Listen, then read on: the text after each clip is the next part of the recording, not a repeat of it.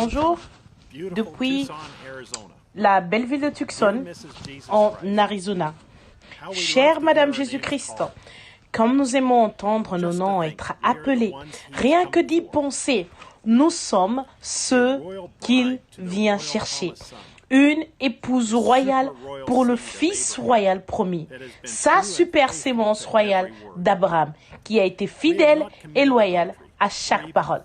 Nous n'avons pas commis d'adultère ou même flirté avec aucune autre parole. Nous sommes restés purs et nous nous en sommes tenus à chaque parole.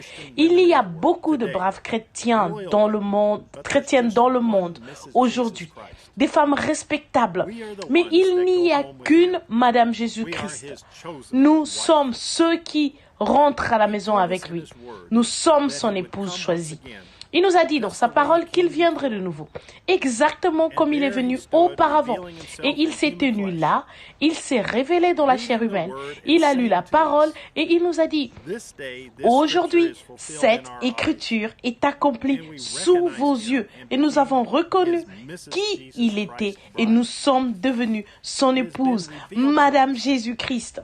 Il nous a été révélé que le même F-I-L-S de Dieu qui est venu à l'Est et qui a confirmé qu'il était Dieu manifesté dans la chair, et ce même F-I-L-S de Dieu dans l'hémisphère ouest qui s'est identifié au milieu de son épouse. La lumière du soir du Fils est venue.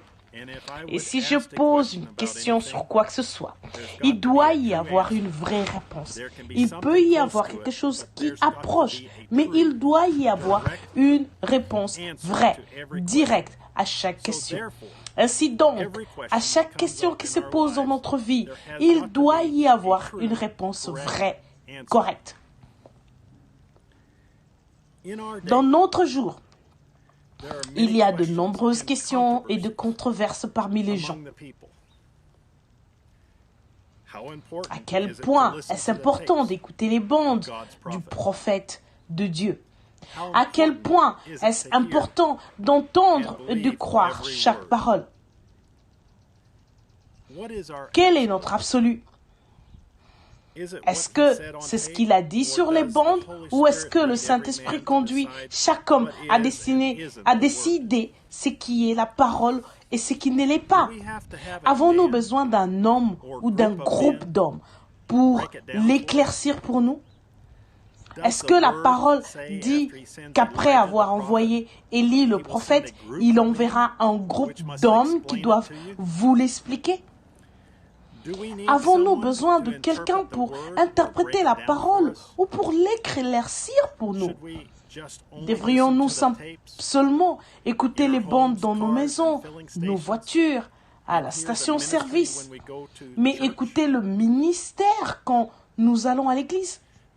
Devrions-nous passer des bandes dans nos églises? Est-ce que c'est la voix de Dieu pour notre jour ou pas? Or, si c'est une question biblique, alors elle devrait avoir une réponse biblique. Elle ne devrait pas pouvoir venir d'un groupe d'hommes, d'une certaine confrérie ou d'un éducateur ou d'une dénomination. Elle devrait venir directement de l'Écriture. Alors, si nous voulons trouver la réponse correcte à nos questions, nous devons aller dans les Écritures. Ensuite, nous devons décider qui est l'interprète divin des Écritures. Est-ce que chaque homme décide pour lui-même? Un prophète. Ça ne signifie pas seulement quelqu'un qui prononce la parole, mais aussi quelqu'un qui annonce d'avance et qui est un interprète divin de la parole divine écrite. Donc si le prophète est l'interprète divin des Écritures, alors ce que ce prophète dit, c'est la parole de Dieu adressée à son épouse qui a déjà été interprétée. Un point, c'est tout. Cela n'enlève rien au ministère ou à la position à laquelle Dieu les a appelés. Ils ont été appelés par Dieu pour garder devant leur troupeau cette parole qui a été prononcée par le prophète de Dieu. Ils doivent diriger leur assemblée vers ce messager et vers le message de l'heure. Chaque parole qu'il prêche doit être jugée par les paroles que le prophète de Dieu a dites sur bande. Ils ne peuvent pas changer, ni même interpréter une seule parole. Les Écritures de Dieu sont seulement interprétées par son prophète. Maintenant, chacune d'entre elles, bien sûr, on peut voir leur idée, et je ne peux pas le leur reprocher. Chacune croit qu'elles ont la vérité, et les gens qui appartiennent à ces églises devraient croire ça, parce qu'ils ont établi leur destinée éternelle sur l'enseignement de cette église-là. Et elles sont tellement différentes les unes des autres que ça fait 900 et quelques questions différentes.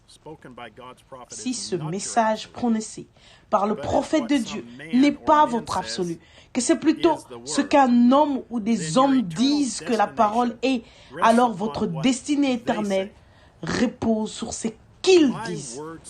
Mes propos semblent être entièrement contre tous les ministères. Je ne le suis pas. Je crois que Dieu a établi des véritables hommes dans son Église et sur ses troupeaux pour qu'ils gardent ce message devant eux. Je crois qu'ils prêchent et qu'ils croient ce message. Mais pourquoi ne remettent-ils pas Frère Branham derrière leur chair comme étant la voix la plus importante à entendre? Pourquoi considèrent-ils leur ministère égal à cette voix et aussi important qu'elle?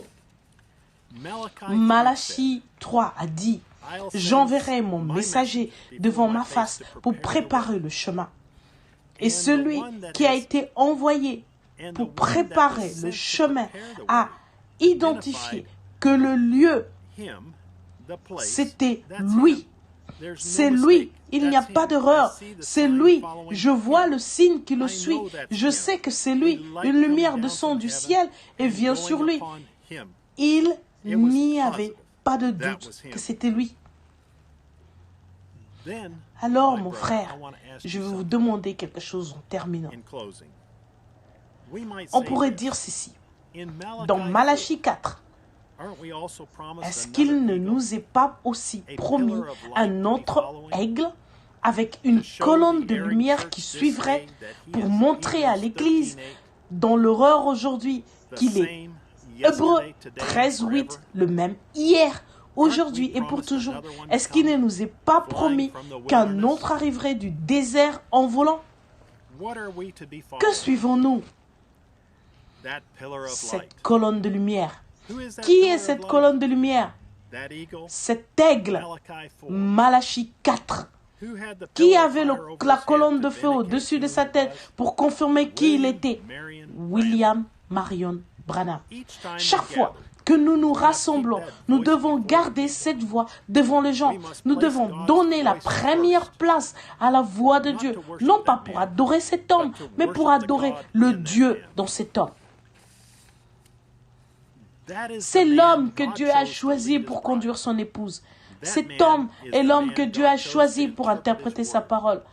Cet homme est l'homme à qui Dieu a choisi de révéler tous ses mystères.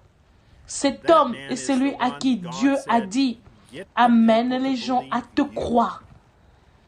Pas quelqu'un d'autre, ou ce que quelqu'un d'autre dit. Toi, William Marion Branham. Cet homme est celui qui nous présentera à Jésus-Christ. Tout homme ou toute femme qui ajoute quoi que ce soit à ce que je dis ne croit pas ce que je dis. Venez et devenez Madame Jésus-Christ avec nous ce dimanche à midi, heure de Jeffersonville, alors que nous entendrons parler la bouche choisie par Dieu qui nous dira le lieu d'adoration que Dieu a choisi. Prêché le 20 février 1965. Frère Joseph Branham.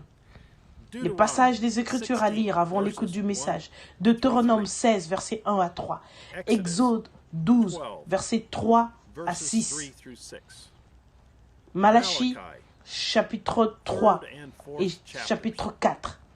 Luc, chapitre 17, verset 30. Romains, chapitre 8, verset 1. Apocalypse chapitre 4, verset 7. Et jusqu'à la... Ceci conclut la lettre de frère Joseph Branham depuis Jeffersonville, Indiana. Et jusqu'à la prochaine fois, que Dieu vous bénisse et shalom.